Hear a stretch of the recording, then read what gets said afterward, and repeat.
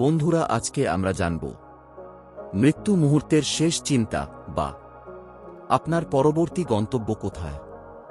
মৃত্যুর সময় আমরা কি চিন্তা করি তার ওপর ভিত্তি করেই নির্ধারিত হয় আমাদের পরবর্তী জীবন।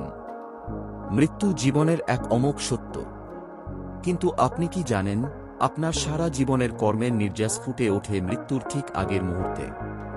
শাস্ত্রে এবং ভক্তিশালীন চিন্তাধারায় একে বলা হয় অন্তিম সংস্কার। প্রথম আমরা জেনে নেব বাসনাই পুনর্জন্মের কারণ।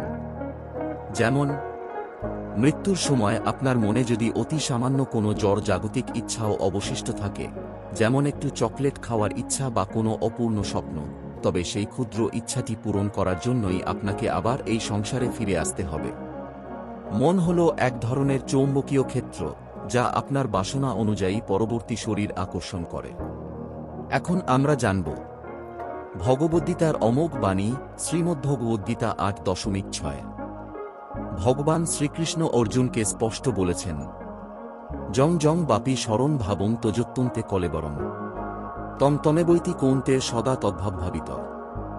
এর অর্থ, অন্তকালে যে যে ভাব স্মরণ করে মানুষ দেহ ত্যাগ করে সে সেই ভাবই প্রাপ্ত হয়। অর্থাৎ আপনার শেষ মুহূর্তের চিন্তাটি আপনার আগামী জন্মের ব্লুপ্রিন্ট বা নকশা। যেমন আমাদের জীবন হল একটি দীর্ঘ প্রস্তুতি।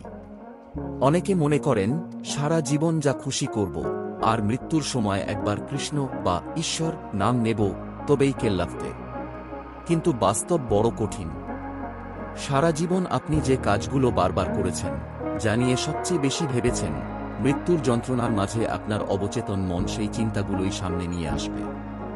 একটি ছোট্ট উদাহরণ, যেমন একজন শিক্ষার্থী যেমন সারা বছর না পড়লে পরীক্ষার হলে উত্তর লিখতে পারে না, ঠিক তেমনি সারা জীবন ভজনের অভ্যাস না থাকলে মৃত্যুর সময় ভগবানের চিন্তা করা অসম্ভব।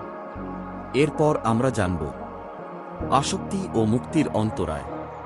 আমাদের পরিবার, ধনসম্পদ বা তুচ্ছ ইন্দ্রিয় তৃপ্তির প্রতি অতিরিক্ত আসক্তি আমাদের এই জন্মমৃত্যুর চক্রে আটকে রাখে। জড় জগতের প্রতিটি জিনিসের প্রতি মোহ আসলে আমাদের পায়ের একটি অদৃশ্য শেকল। এই শেকল থেকে মুক্তি পাওয়ার একমাত্র উপায় হল অনাসক্তি অভ্যাস করা। এখন আমরা জানব এর সমাধান কি। সদা তদ্ভাব ভাবিত, অর্থাৎ মৃত্যুর মহড়া বা রিহার্সাল হল প্রতিদিনের ভজন। আমাদের প্রতিদিনের প্রতিটি কাজ এমনভাবে করা উচিত যাতে মন সবসময় ভগবানের চরণে যুক্ত থাকে। নিয়মিত হরিনাম জপ করলে মনের ওপর একটি আধ্যাত্মিক ছাপ পড়ে, যা কঠিন সময়েও মনকে স্থির রাখে। যেমন সেবাভাব। তাই নিজেকে কর্তা না ভেবে ভগবানের দাস মনে করলে আসক্তি কমে যায়। শেষ কথাটি হল, মৃত্যু কোনো শেষ নয়, এটি একটি রূপান্তর। আপনি যদি এই রূপান্তরকে আনন্দময় এবং সার্থক করতে চান, তবে আজ থেকেই নিজের চিন্তাধারাকে পরিশুদ্ধ করুন। তুচ্ছ কোনো বাসনায় যেন আমাদের আবার এই দুঃখময় জগতে ফিরে আসতে না হয়, সেই সচেতনতা গড়ে তোলাই হল প্রকৃত মনুষ্যত্ব। বন্ধুরা, আজকের ভিডিওটি কেমন হয়েছে কমেন্ট বক্সে আপনার মতামত জানিয়ে যাবেন। ধন্যবাদ।